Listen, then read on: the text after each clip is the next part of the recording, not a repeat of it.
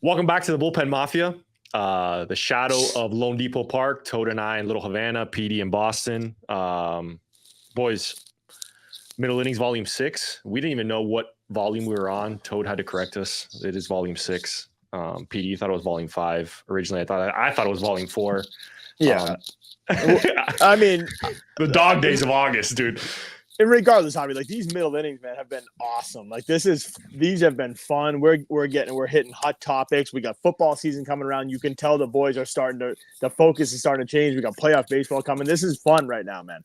Toad's got a banger of a hat on today too, dude. Like, he really does. I know we talked about it. This is actually a gift from Javi, so thank you. Really? That hat. So I don't know exactly where it belonged to my brother at one point. But I was cleaning out my room and my mom's like, you need to get all this stuff out of here. It was a bunch of hats and I sent it to Toad because Toad picked that was the logo he picked. If you go back to our first, I think it was our second episode, maybe. And if you're listening, I'm wearing a Montreal Expos hat. If you're listening, it's a retro Montreal Expos tricolor. So we got white on the crown, red on the sides, blue bill. Like it's a beautiful, beautiful hat. But yeah, dude, dog days of August, baseball's heating up. I know we talked about in our last episode with Jacob Barnes. If you haven't checked that out, please do. We have a great episode today. This is Mafia for a cause, I think, today. We had Mafia is doing a lot of things. We're trying to get this going up and running. We had an intern over the summer. Mafia provided some jobs. Marco Schutz, who's no longer with us. But this episode today definitely hit closer to home. We had Dario Pizzano, good friend of Petey's. He works for an organization, Mission Stadiums for Multiple Sclerosis. His mom suffers from the disease. They're doing a big event in Boston, Fenway Park on September 21st.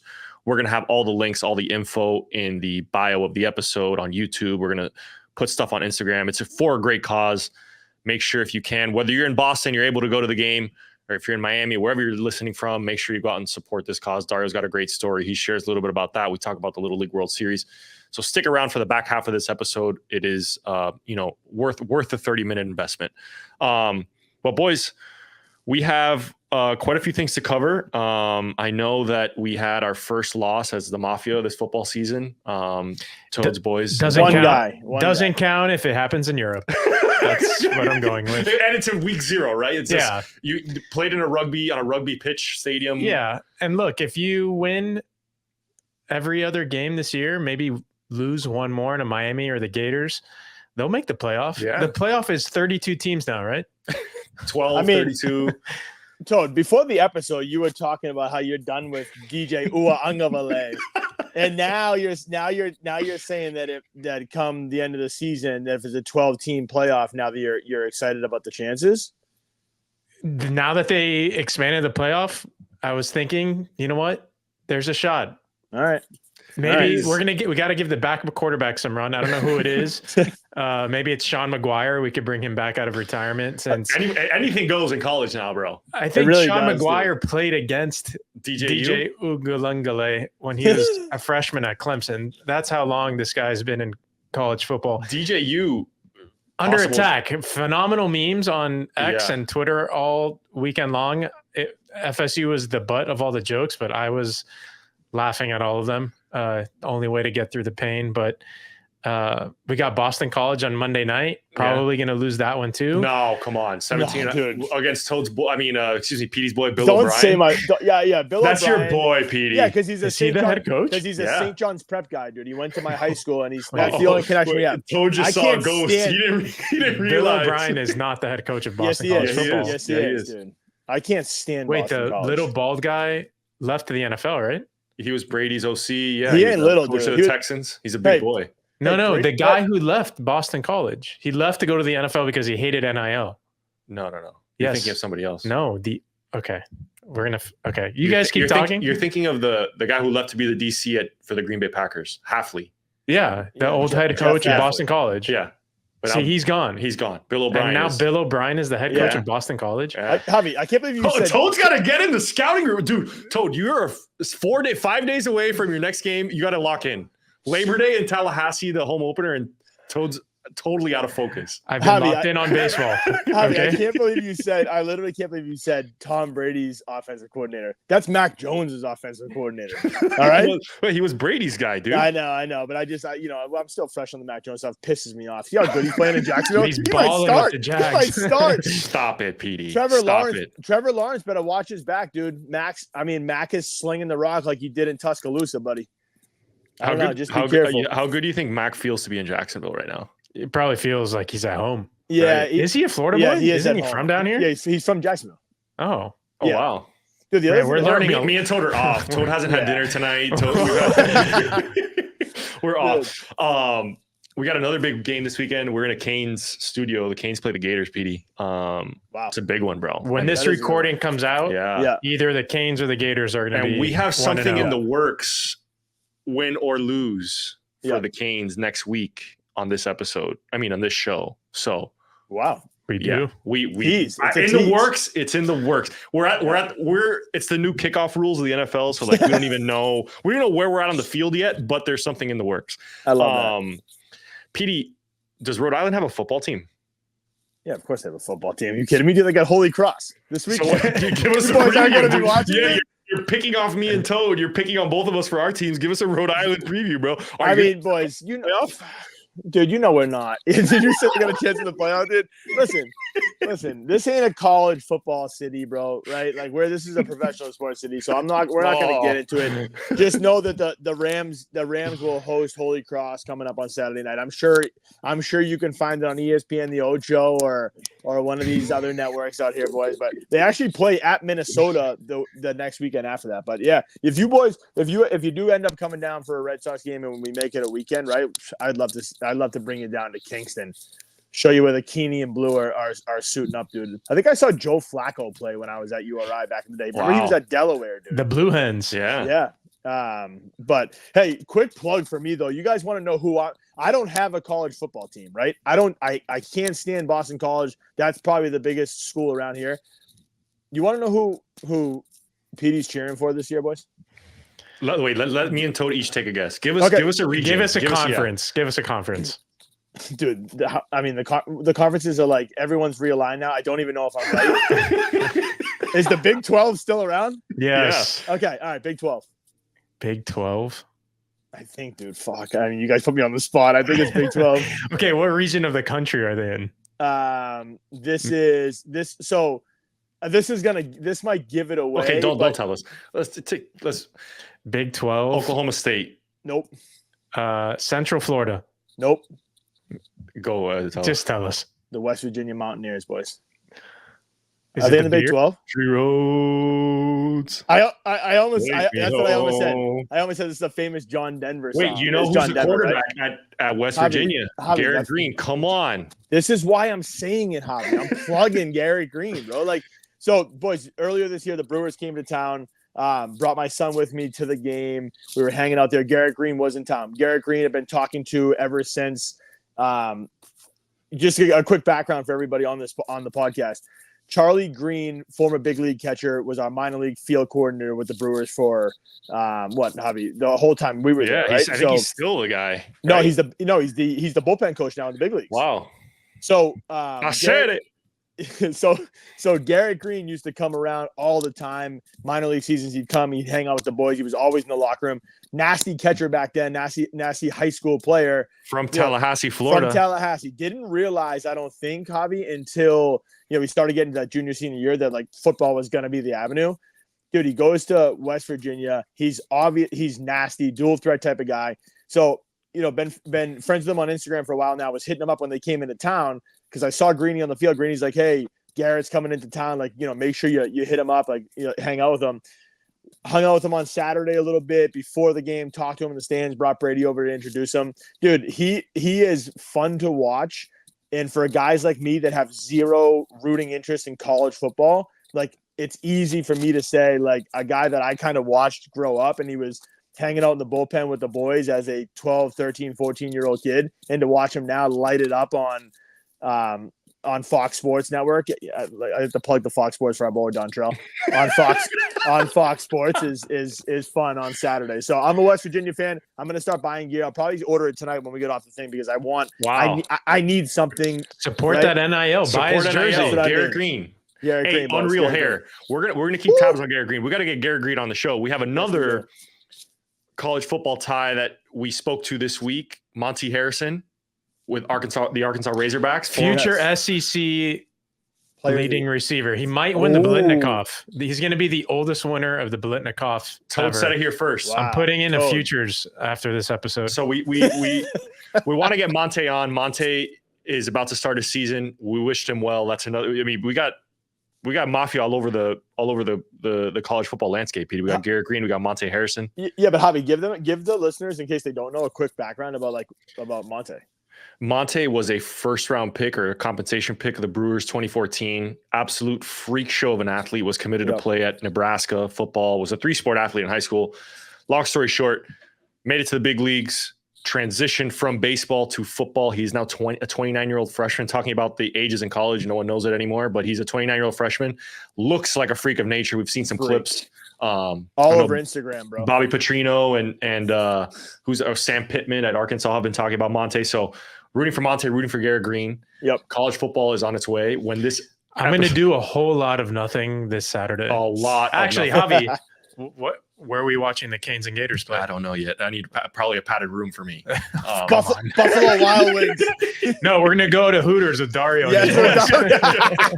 Oh man. Speaking of Dario, guys, the Little League World Series wrapped up. We have a cool segment with Dario, who was a Little League World Series legend. Yep. But on the Bullpen Mafia, this is the middle innings episode. We're going to talk about, did you guys see the quote from the Staten Island Little League World Series coach calling out Aaron Judge? Yeah. He said that Aaron Judge didn't spend enough time with his guys. Okay. And this is like, I mean, this is the most, speaking of football season, this is come on, man, times 10. Like, dude, Are you serious? This guy came out and said that they pay for his salary. Yes, so he did. He needed to spend more time. And I think Judge handled it perfectly. He said, I'm not going to give it, like, this is about the kids. It's not about you, dude. Yeah, Aaron the Boone Yankees said that, right? Yeah, the Yankees basically said that Aaron Judge does everything right.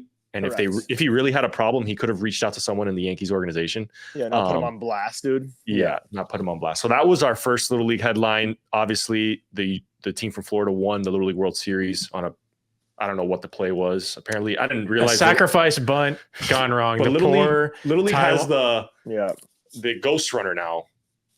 So that inning started with a ghost runner at second base. California rules. Yeah, California rules. Yeah. Bunts. I watched the entire game and I missed the extra innings because I may have had a little headache after my birthday party. So it had too much apple juice. I was en route to Cheesecake Factory to pick up my hangover meal. During the extra what did you get, Joe? What did you get?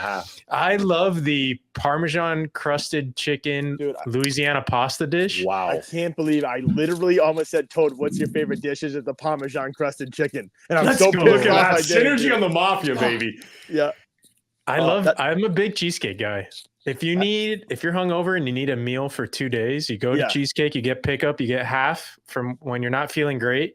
And then when you remember the next morning, the day after, when you feel like yourself again, and you're like, man, what am I going to eat? And you open your fridge and that second half of your Parmesan crusted Louisiana pasta dish is there. Shout out. Oh my God. Cheesecake Factory. If you want to sponsor a podcast, we are, I love cheesecake. Toad loves the pasta. Petey loves the pasta. You know how I built up this is ultimate middle innings conversation. I built up my love for Cheesecake Factory because my godmother, Heidi, she every Christmas, Easter, any opportunity to give me a gift, I'd get two $50 Cheesecake Factory gift cards. Wow. Holy moly. I've been crushing that Parmesan crusted chicken for my entire life. Wow. I think we just got our next social segment right there. We're gonna post that on. Actually, I think this is we could bounce back to a couple segments here, but this is a natural segue into our nostalgia segment. Yeah. I'm gonna hit the fast forward button here a little bit. Yeah, let's do it. Your favorite Little League post-game snack. Javi, I'll let you go first because actually I want Javi to tell his pregame meal. Describe his college pregame meal. Tropical. every time, no fail. I know I've said it on this before. Remember, Petey, I told you we had it in Brevard County. So I remember it in Brevard. Yeah, Pollo Tropical 4, and just as we're talking a lot about college, but I had Pollo Tropical before every start. It was on no fail on repeat. I had to have it. Pollo Tropical nap start. I had it the night before the night of my perfect game, and I went on a local radio show here with Channing Crowder, and I said that I had Pollo Tropical, whatever. We got a bunch of gift cards into the locker room. Dude, these are $5 gift cards. This is back in the college days where if you got a gift card and you're a college athlete, it was like, dude, you shunned, end of the world, walking out of the locker room in handcuffs, like that kind of thing. Literally, yes. Dude, banned. I had to give it all back. I had to give all the gift cards back because I couldn't endorse a product. It was freaking a $9 chicken plate from Pollo Tropical that I said. Imagine now, dude, you don't own a franchise. Now I'd be the chic. I'd be on I'd be on the billboard of Pollo Tropical, bro. God, I love when you guys say like the Pollo Tropical. Practice. Say it. Dude, Tropical. You guys. I think about it all the time when you guys say certain things and like we throw just a little Cuban flavor on it. It's incredible. Pollo Tropical. You know what I mean? But like we should do a Spanish segment with Petey. Javi, you do it and it's so incredibly smooth that it's like, wow, dude, is he trying to do that or is that just roll up and that's just like natural, brother. That's God, natural. It's so good. That's so good.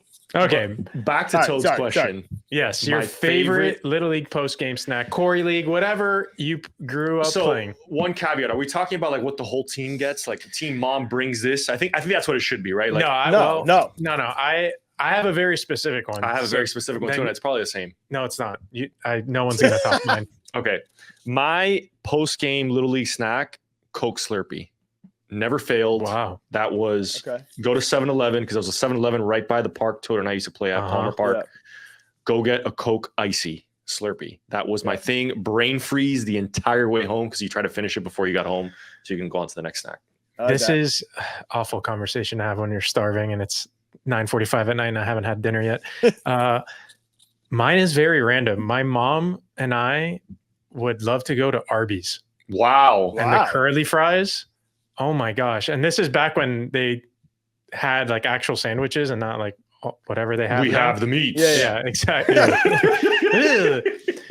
Would not recommend Arby's as a hangover meal. But Arby's, if Arby's wants to sponsor the Mafia. But let me get back to it. Back when they still had deli meats, I'd get the shaved barbecue chicken sandwich and like an extra large fry and a Coke, and I'd crush it. 11-year-old kid with my mother at Arby's on Sunset Drive and 117th Avenue. It is still there, and I live very close to it right now. Percentage chance you get Arby's tonight? Man, I'll toss that up for the memes. I'll do it if they're open. Okay, all right. For the Instagram, for the story, for the story. Petey, what's your Little League snack?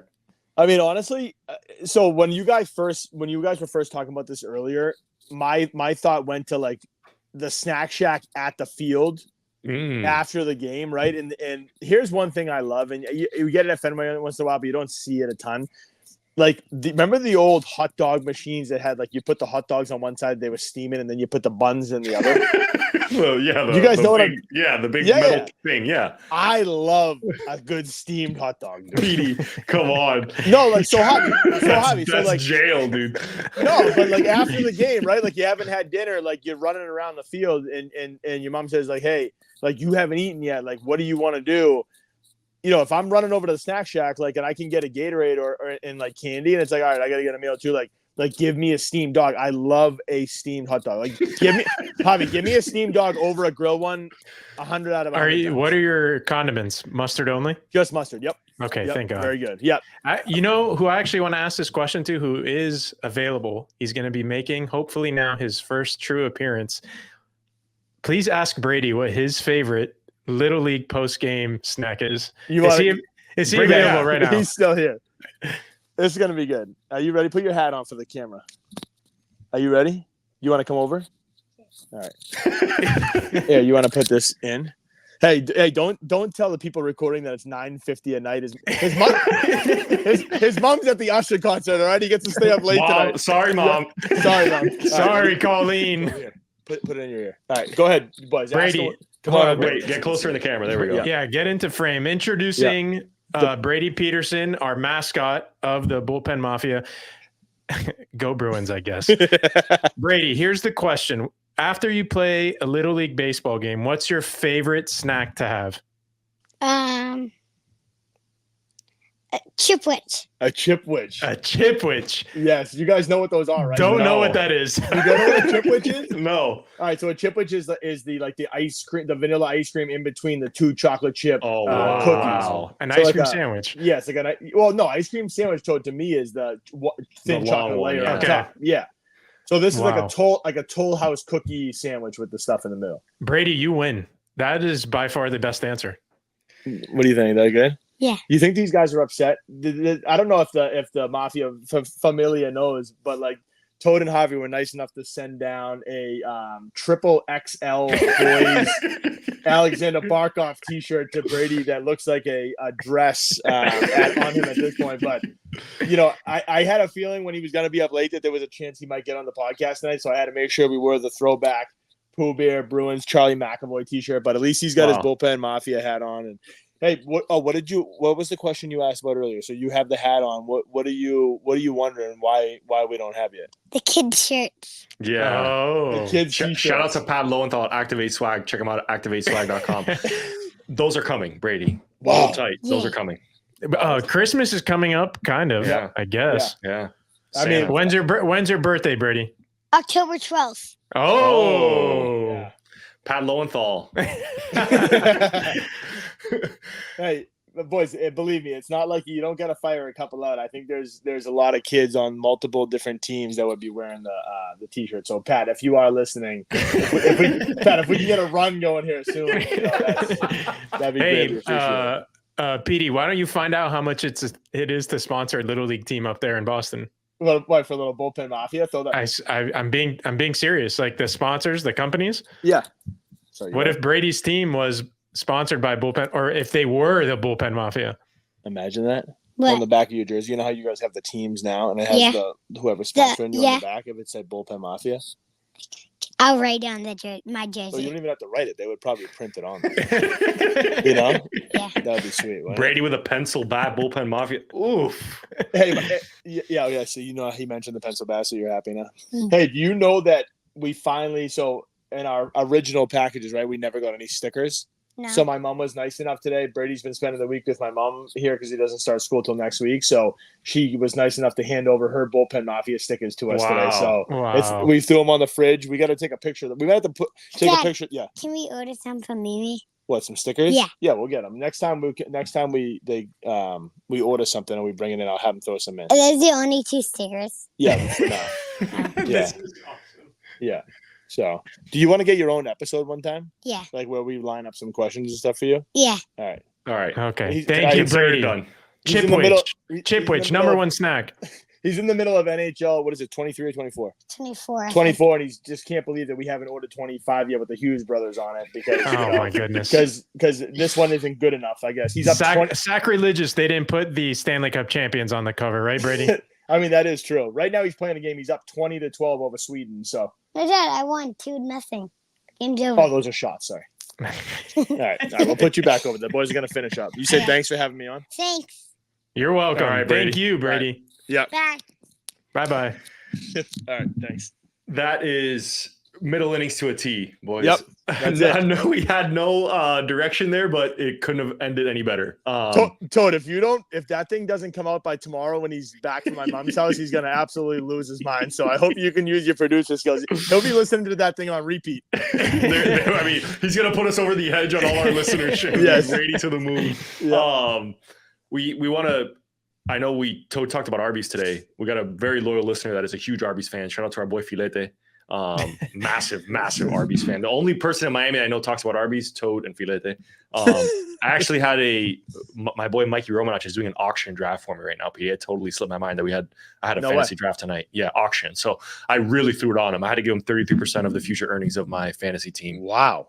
That's a good deal. That's a good deal. Hey, if we want me to have Arby's tonight, they close at 11. Yeah, Toad's got to go. So that is all for the first half of middle innings. Stay tuned. We have, like I said, really heartwarming, tremendous episode with Dario Pizzano. Excuse me.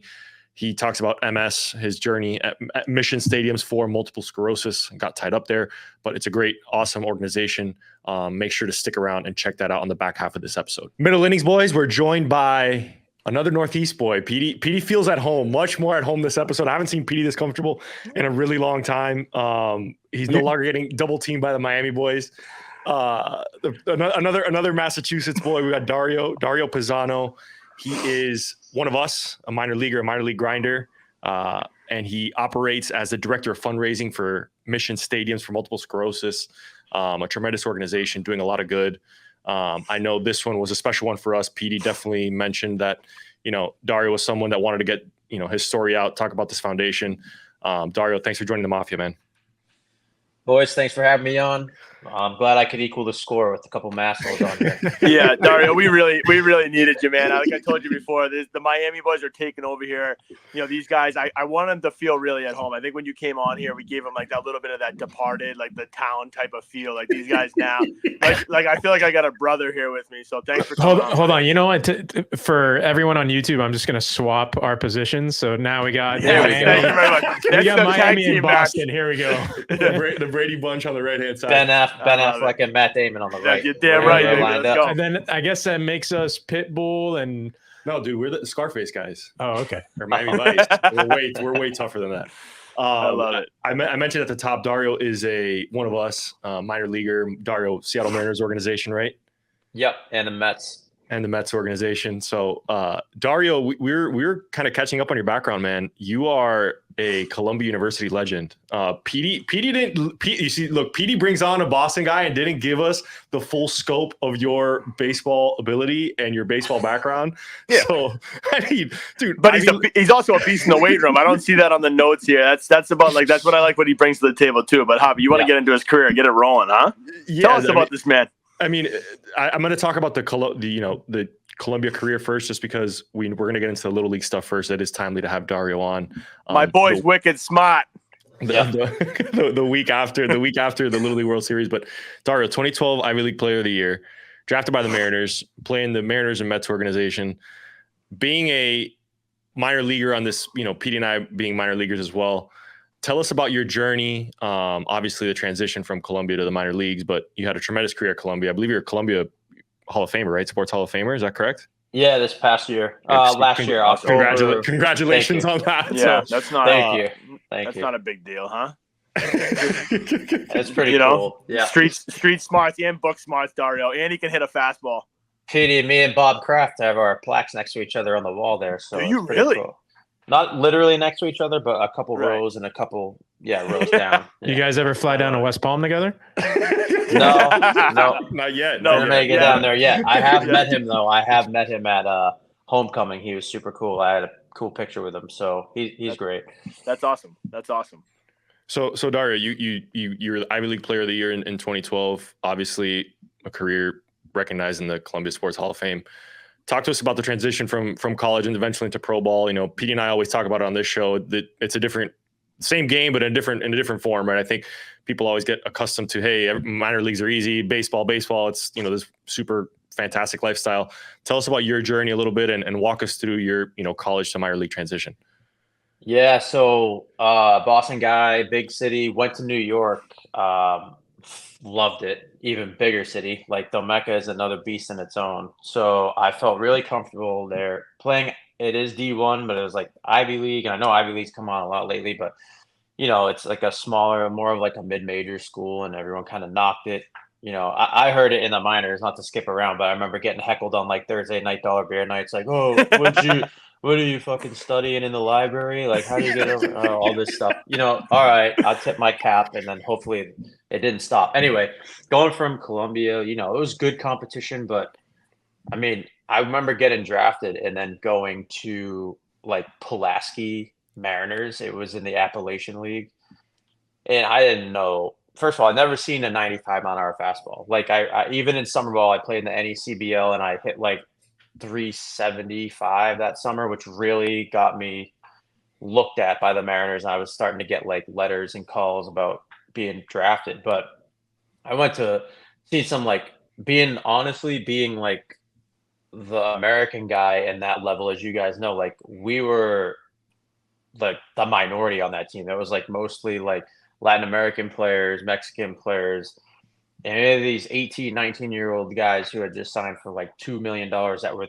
some of the pitchers were throwing like 100, but had no clue where it was going, right? So like I was controlling the strike zone, and like I walked more than I struck out. Then I like get up, and I've never seen 98, and then one would go behind my head, then one would be on the corner. You remember how like rookie ball would be, and I'm like, Yep. oh my God, like what? So it took a little bit just to get to that velo, like, and being in Pulaski, Virginia, they were so nice there, like the fans, but I think like 950 people were in that town, and everyone went to the game every night. So it was like there was a gas station with a Subway in it, and like an Asian takeout place, I think, and then an Applebee's. So I ate Applebee's every single night for 3 months. I had Subway every single day for lunch for 3 months, and we stayed in a travel lodge. They put us in a travel lodge 20 minutes away, and we didn't go in a bus. We went in those vans that you go in high school with, like, yeah. So like no AC, obviously, in the summer in Virginia, and like we're staying, dude, 2 full mattresses and 2 air mattresses on the foot of the bed, where they're taking it out of our paycheck. I remember my first paycheck being $204 and like 93 cents. I have the copy of it in my Got room. it framed in the room. Bro, I had it in my room because like I deposited direct deposit, and I saved it. I came across it like a few months ago when I was home, and I showed like my girlfriend. I'm like, this is what I was a pro baseball player. Like I remember nearly puking when I saw it, because I got my first check and I got my signing bonus check at the same time. So I like opened up my signing bonus check. I'm like, damn, that's a lot of taxes, but like that's good. Like that's a good looking check. Then I opened up the next one. I thought they had made a mistake. Like I was like, dude, I should, like, I couldn't believe it. I couldn't believe it. We had no Wi-Fi. There was no FaceTime. I think I had to try to get like Skype to like see my parents. Like they were like, honestly, in that travel lodge, like, you know, like crackheads and stuff in like the other rooms. It was wild, but you know that you really feel like you got to grind it out. So forget about the like ability adjustment that I had to adjust to. It's like living like that. You know, Yeah. you really have to be a little cuckoo and like love the game. You're not in do that. Manhattan anymore. No. No, I was not in Manhattan, Midtown Manhattan, in the Columbia Quad with alma mater sitting there on the steps anymore. But it was great. Yeah. Well, actually, you know, we talked about this, Dario. I don't know if you heard this episode or not. I can't wait to tell Toad this, and I can't wait to just expand on this. We talked about what it was like to play in Clinton, Iowa, and you played there for a whole entire season. Oh, that's season, right. dude. Like, So I went. that makes me sick. Never the mind come the up. buck. Dude, Dude, the Dog come up. Factory? I We're went talking from Dog Factory? We're Yes. talking Dog Factory, Purina dog food, a slaughterhouse, and a cornmeal factory, all in Clinton, Iowa. In the hot Mississippi River, in the humidity, God. you walk out of your apartment or whatever you call it, a townhouse, and it just punches you in the face. Like literally the worst thing ever. And like I go from Pulaski, I go to my first spring training in 2013 before the season, and like, you know, everybody's like, the guys that I'd gone to instructs with, they're like, yep, you're gonna see this year. I'm like, dude, I just was in Pulaski. And they were like, all right, it's a toss-up, which is worse. You'll see. The smell. They kept saying that. I'm like, nah, whatever. So we start the season. It's freezing, like April in Chicago area, like the Midwest. It's freezing. We had snow outs, whatever. And then it goes to like 100% humidity in this stink that, like, dude, I couldn't even.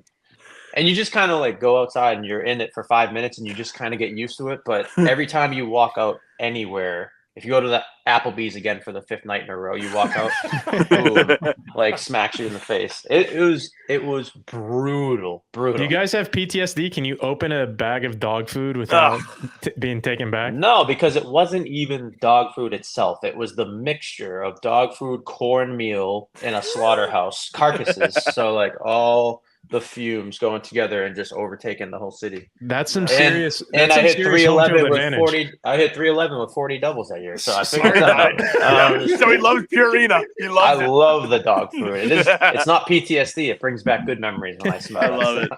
We're gonna send a package to Purina, a reel of us talking about their dog food. There's no way they're getting any sort of airtime from anybody else talking about Purina dog food. Nope. We got a guy New who sponsor. who reveled in Yes. it and loves the Purina dog food.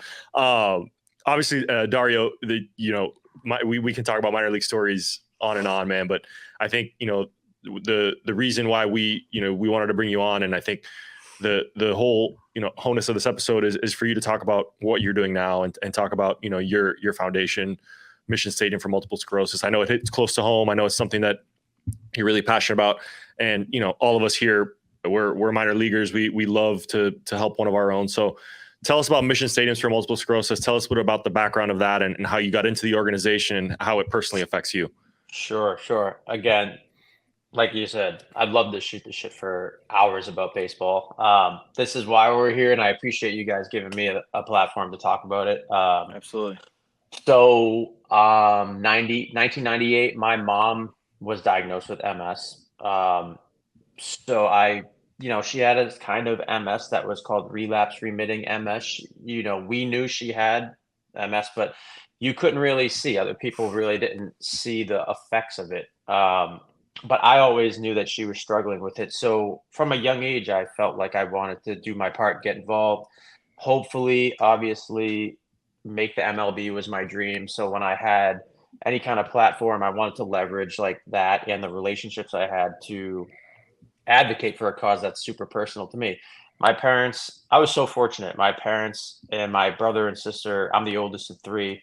We're a super tight knit family, Italian, obviously. So we were like super close, almost too open. I'm sure you guys could understand if you have like close friends like that. It's like we loved one another. My parents did everything for me. And again, grinders know about even getting recruited in high school and all the tournaments you go to all over the place. And they would visit me every season all over the country throughout my career for like a week at a time.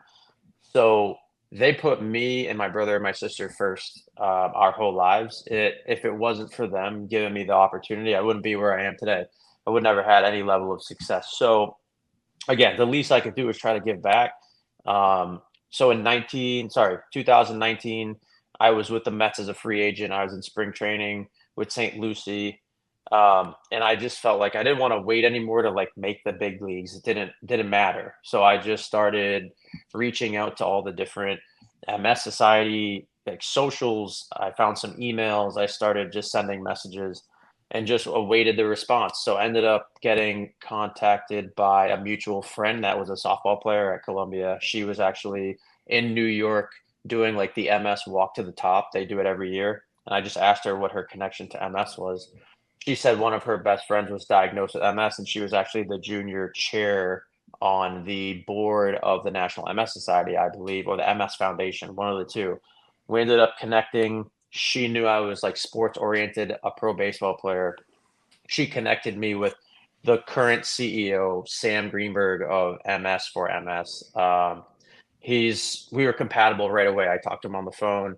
His whole family was sports oriented. He played baseball his entire life. He played Southern Connecticut State. He played baseball in college. So, and his oldest brother, Adam Greenberg, actually played in the big leagues. So he went to UNC. He got up with the Cubs. The first pitch he ever saw in the big leagues, he got hit in the back of the head.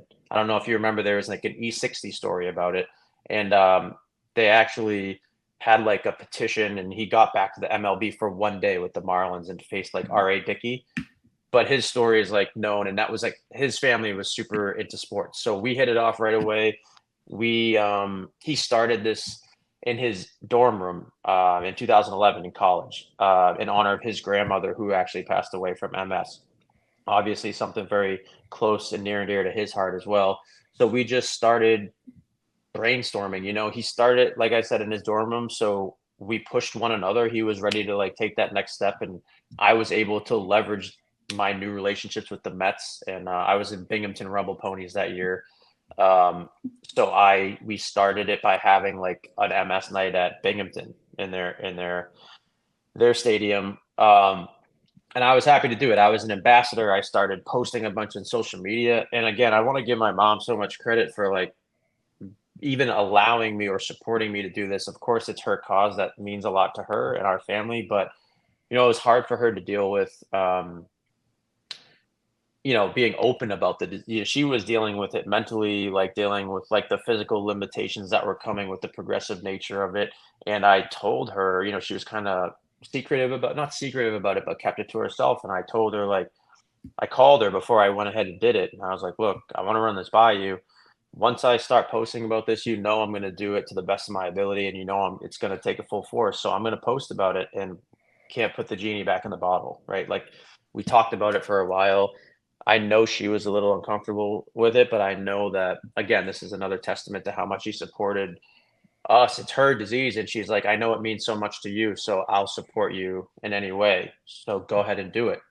And we know that good is going to come from it. And even over the years, the improvements and the more comfort that she's felt with it has it's been super rewarding, and since 2019, and I'm now the director of fundraising since 2022. And since 2019, we've raised over $1 million for MS. Wow. Yeah, so it's come a long way.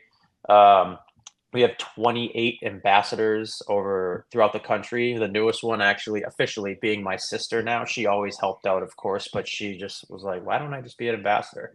Good question. You're hired. So she's involved. My brother, of course, is involved, not officially as an ambassador, but we all support it. And yeah, it's amazing to see, give people, we call them MS warriors, anybody that's affected with MS, such a sense of community in a group atmosphere where they can, feel like they're not alone and everybody's kind of going through it together. So we actually donate 80% of the proceeds every year to Johns Hopkins MS Research Center in Baltimore and UCLA Health in LA. 20% of that 80% we go to MS warriors directly. So say like I've seen firsthand the medical bills that add up, the medicines, the treatments that, it's not cheap, far from it. So some people need the treatment. They need a scooter. They need a wheelchair that they can't afford, or they need something as seemingly small as like the help with their laundry every week. So we give 20% of our proceeds directly to people every year with MS. And there's a grant program they can apply. And, we select however many a year to give back. And in-person and virtual events that we set up. And this year, this is our second annual Spreading Orange Saturday at Fenway Park. Obviously, being a Boston guy, I've been an enormous fan of the Red Sox my entire life. So when we were able to get our foot in the door with the Red Sox, it was so amazing. I was fortunate enough to have a couple teammates, my Columbia teammates, work in the front office there. And they put us in contact with some of the right people, the PR people, the ticketing people. I mean, some of the, I played with some of the players there. Petey, I see you doing the same thing. Like, guys on almost every team now. I'm sure you do too, Javi. So like, I played with James Paxton and Tyler O'Neill. So when I reached out to them, they're such good dudes. They were like, yeah, absolutely. It sounds awesome. BP passes the whole nine. We'll get on the field, have like the corporate sponsors get us on the field. You got to run that by Petey. He's like the mayor of Fenway these days. Yeah, I want him to be there. That's right. I know he's got a full ass family and a lot going on. So like, I know it's going to be tough to get there, but yeah, it's really cool, man. It's really cool to have those relationships and be able to do stuff like that. Get people on the field who are fans of, the Red Sox and players will come out and sign autographs, take pictures. We're actually selling the tickets for $92 this year, but that includes admittance to the game, of course, a $10 donation, an orange shirt, since orange is the color of MS. We have orange T-shirts, and also the Red Sox created a specialty made Red Sox hat. So the B is orange, and our logo is embroidered on the back. So awesome. And then lastly, Cask and Flagon is going to host us after the game, the post-game event, and they're sponsoring like food and apps. And then they're giving us a whole back room to keep our party back there. And then they're also going to donate like percentage of the drink proceeds after. So we're doing, it's $92, but you're getting a lot with it. You're supporting a great cause. It's going to be a fun day. We're trying to get, we had 175, 180 attendees last year. We're trying to get 250 to 300 this year. I think we could do it. I've been on a PR tour as of late.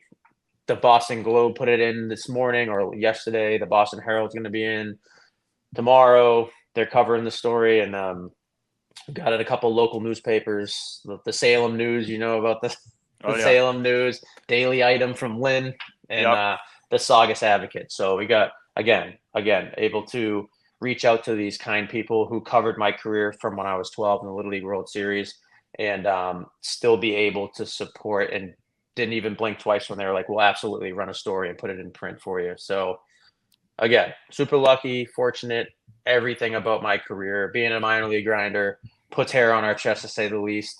Being able to sleep on a deflated twin air mattress every night and still hit 300 is pretty serious stuff. After an 8-hour bus ride, and then be able to have guys like you let me on here and give me a platform. So I'm grateful. Dario, Miami-Boston rivalry aside, if we can't make it to Fenway for obvious reasons, how can people from outside of the Boston area, how can we support your cause? Yeah, so we have a home website. It's ms4ms.org. Right on there, there's a bunch of links. Like there's a menu where you can see our upcoming events. It's pretty self-explanatory on there. If you click on the Spreading Orange at Fenway Park, they give you 3 different links right on that page. So there's a buy tickets page. There's a donations page. It's the second one. If for people like this who want to donate for a cause that is very close to them and they can't make the game, the second link is for donations. And then the third link is for become a sponsor. So that's how we make the most money that way. Of course, we want to turn Fenway orange as much as we can from, an awareness standpoint with as many attendees. But the way that we make the most money is, corporate sponsors. So if anybody really feeling kind and really generous, they want to ask their employer to make a donation and be a sponsor, that's great. But yeah, I mean, I can read it's tough to read off the link because there's like a bunch of like backslashes and stuff. I'll send it to you guys. We'll throw it in the bio of the episode on our YouTube and on Instagram. We'll do the whole thing. Perfect. I mean, I think from just our standpoint, Dario, I got the goosies when you were talking about it, man, because I think it hits so close to home. I know Todd and I were kind of looking at each other. I know PD is too. We're all close to our family. So I think the leap you've taken and the good you're doing, man, is and just from your mom's standpoint, I think is worth its weight in gold. And I'm sure there's so many people that are reaping the benefits of all your hard work. And I know PD will probably definitely be at Fenway that afternoon. And for sure. We can't wait to get to see, the fruits of your labor. And like Toad mentioned, if there's anything the Mafia can do from the South Florida Mafia, we got our Boston Mafia will be on it, but our South Florida Mafia will definitely, do what they can to make sure that not only Fenway, but, stadiums in the future are painted orange, when you guys come to town. Are there any future plans, Dario? Can you tell us about any, other events coming up, maybe in other stadiums across the country? Yeah. So like I said, this is our second in Boston, but we have had previous events at Yankee Stadium, and we are having one next year, definitely in Yankee Stadium. We're setting that up. We've had 2 prior years, not this past year, but we've done PNC Park in Pittsburgh, which is beautiful. We've done Coors Field once in Comerica for the Tigers. So we're continuing to expand. We're trying to get into the Mets, of course. I live in Hoboken and I work in Manhattan for JP Morgan. So like we're really, in this area as well with the Columbia connection too. A lot of guys that I went to school with and a lot of people that I was friendly with there, they stayed in this area. So we're going to definitely hit the Yankees, try to hit the Mets, Red Sox for the 3rd year next year, and go back to Pittsburgh next year too. It's awesome. Very really cool. That's amazing. We're gonna make sure that the links are disseminated all across our socials, YouTube, Spotify, Instagram, wherever we can, Dario. Before we let you go, we did bring you on right after the Little League World Series, and you are a Little League World Series legend. He's a hero. He's a hero. You look up Dario Pizzano. The first link is your Little League story. So, Dario, I saw a quote that you said you any chance you get to talk about Little League World Series and that sort of run in your life, you likened it to being the best moments of your baseball career. Take some of us back. Take some of us back to 2003 when you're playing Boynton Beach for that U.S. championship. Yeah. So I mean, we had such a great Little League team, obviously, but remember we were all boys. Like I'm sure that's how you guys all played with Little League too. Like you just play. If you're not playing on the field at a game, you're playing wiffle ball or something in the backyard. Like we were together all the time.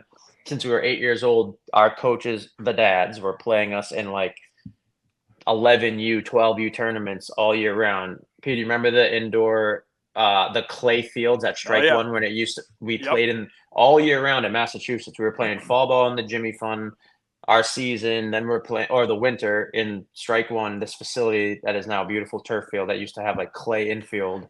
It still smells like it though, dude. It's unbelievable. You can still smell the clay. Javi, you can smell it, dude. Dude, the Boston guys are so in tune with their senses. The Purina, the smell, dude. Yeah. It's a strong smell that really brings you back. This nostalgia. Yeah. But it's like the stale popcorn from the arcade area where our parents would watch us play. 100%. Yeah. But so then we'd play all year round. We went to Cooperstown twice, like when we were 10 and 11, and we were supposed to go to Cooperstown when we were 12. I remember obviously as a kid watching the Little League World Series, I like never understood how you got there. I'm like, how the hell do these kids get to this? I want to play on TV. So we make the all-star team in our league and we start beating the piss out of teams. Like the run rule. I remember, so I'm from Saugus, Mass. And there was a Saugus American, which we were in the Saugus National. And I remember like the second game of the tournament, we're like, everybody in the local papers were like, the Saugus Showdown.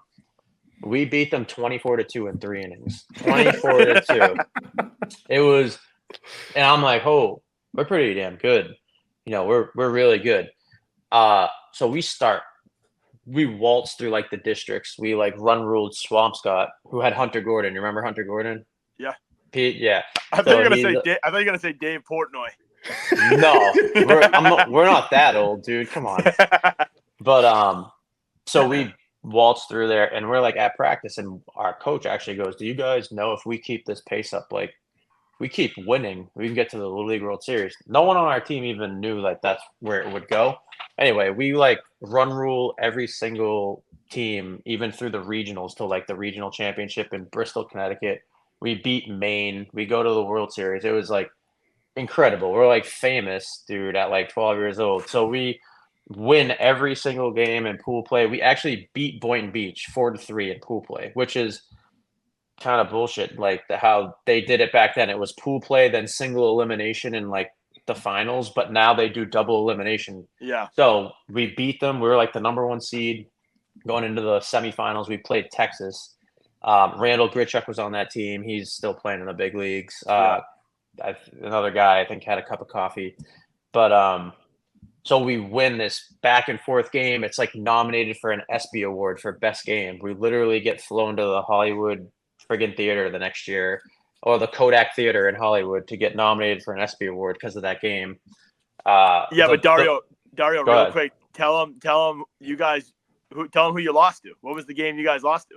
So we lost. We then go back. We win that game. We go to the U.S. No. Sorry. I meant the ESPY. Oh, the you ESPY guys came award. in second place. Who won the ESPY that year? We came in second place to the Patriots when they beat the Panthers in the Super Bowl. It was only Brady's second. We're not that upset. We're not that upset. No.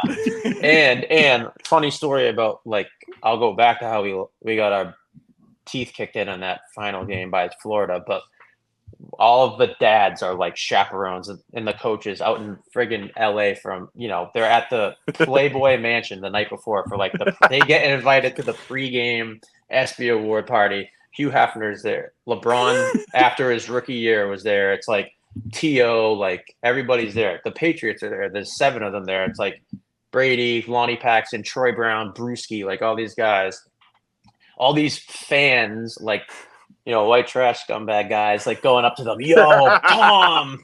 They go up. He looks at them. They have a conversation. They said Brady was like the nicest guy ever.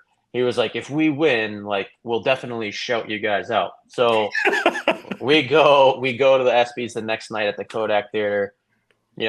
We do it's it's our event or whatever. It's our category, and the Patriots win. So Brady gets up there. Like the first thing he does, he's like, "How about that Saugus Little League team from Massachusetts?" That like, is sick. They clap for us. Everybody, we're like on the verge of tears. We lost to the Patriots. No shit. One of the other nominees was Aaron Boone home run against Tim Wakefield. Wow. Like, that was the other game. Yeah. And like we like had more votes than that game. Like it was crazy. Yeah, but that Boone homer ended up being irrelevant. The most overrated play ever. Yep. And Next year they reversed the curse. That's I remember right. watching it. So so we end up going to the ESPYs. Great experience. So I'll take that win and that experience and losing to Florida in the U.S. Championship the next game. But wow, man, what a whirlwind. We were doing like appearances when we got home, bro. Like in we were on a Cheerios box in the Northeast. Swear to God, like on a Cheerios box. That's incredible. I got dismissed from 7th grade by my parents, and we went to do the opening at Stop and Shop or Shaw's. I remember, like in the middle of like an April day in 7th grade, and we were there, and they did like the unveiling of the big box, and it's like we got dismissed from school. It was cool. Yeah, we were doing autograph signings and stuff. It was wild, right? So like, when I experienced playing that U.S. championship game had like 46,000 people there or something. Wow. They were doing like the shuttle bus. The massholes were like taking buses to Pennsylvania. We had like all of Saugus there. They were watching it on the projector at Kowloon and hilarious. Like Hilltop, up Route 1. Yeah. So, we were there, and I remember like doing really well, and I'm like, holy, I really succeeded at this level at 12 against the best players in the world. Like, why I'm going to do it when I'm an adult. I love the taste of like that success and the fame at that level. I wanted to get back to it at all costs. I love that. That's an epic sort of like encapsulation of what baseball does to you, right? It's like the one shot that keeps you coming back, the golf shot that you got that at an early age, Dario, man. That's a very cool story. Dude, Javi, just real quick. I mean, like, I can't get over it. I'm just picturing it now. Like LeBron James, P.O., Tom Brady, and then 12 guys from Saugus just rolling around the Playboy Mansion, dude, in the grotto, just like taking a look to see what's going on in there. It's unbelievable. No, we were not allowed there. We were 13. No, the parents. Well, they let the 3 coaches that were there, which were all dads at Little League, right? Like, they're like 3 of the dads. They're incredible. Yeah, exactly. Yes. They haven't left. No. 20 years later. They were hiding out. Yeah, that's right. It was crazy. I'm going to go check it out. Babe, don't worry about it. Take the boys to Applebee's. Yeah. Yep. Put them to sleep. No, other funny thing about that. So we got our fill of that kind of scummy stuff, whatever. So like on Rodeo Drive, we're like 13, whatever. We're like meeting all these people. There was a Hooters on Rodeo Drive. Right, like we're there for 3 nights, 4 days. We go in there 5 times in 3 nights. So we go in there, right? Like eight of us at a time. We go in there. How many wings can we have? And like the girls start coming over to us and like, you guys have been in here an awful lot. Why are you here? We start telling them we're here to be nominated for an ESPY award. They're like, get out of here! Oh my god, you guys are like little famous people. We have to take a picture of you. Put us on the wall, literally. Like when someone goes in. A famous wall, whoever. So we go outside. I have like a little mini shrine on my bedroom wall at my home, like of all this Little League stuff. And that picture is on like one of them where it's like me and like 6 of my teammates were like 12, 13 years old. And there's like the whole staff of the Hooters girls that day take a picture of us. They literally put it on their like wall of fame for like a month or whatever. But it was wild. You guys lost the ESPY, but definitely were the most popular 12-year-olds in the country at that time for sure. His girlfriend is actually one of those Hooters girls. I was gonna say Dario's family still got they got it painted as a mural on the wall now when they go in. The young man with the Hooters waitresses. I was closing my eyes every night to that picture. I love it. Dario, you got a tremendous story, man, and obviously the Mafia can do anything that we can do to help. MS4MS. we're certainly on board for, man. I think it's obviously a tremendous organization. You're a tremendous ambassador.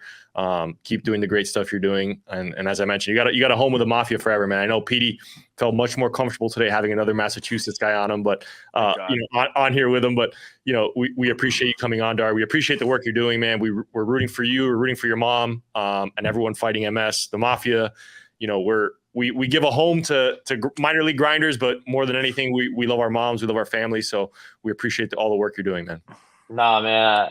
Thanks for the kind words. I appreciate the platform again and the chance to like tell a little bit of the fun stories and the good stuff, the meaningful stuff. It's like my second passion now, right? Like we were all extremely passionate about baseball and did anything it took and been hard work, discipline, dedication. This is what I put my mind to and is my passion now. So September 21st, 4:10 game, Red Sox versus Minnesota Twins. We're trying to get the tickets in by September 1st because we're actually trying to ship the shirts and the hats to all the attendees. So we got about a week left. Get those tickets in. And if you can't make it, donate. I'll give you guys all my socials. Here we got Instagram and Twitter at MS_4_MS. We have Facebook and we have LinkedIn and all across our socials. We have over 100,000 followers. So if you guys could put that in the bio as well, that would be greatly appreciated. I appreciate it. Again, thank you guys for having me on. Minor League Grinders for life, air mattresses, everything, all the good stuff. PB&J, spam, the good stuff. Love it. Thanks, Dario. Thanks, Dario. Appreciate it, buddy. Thank you guys.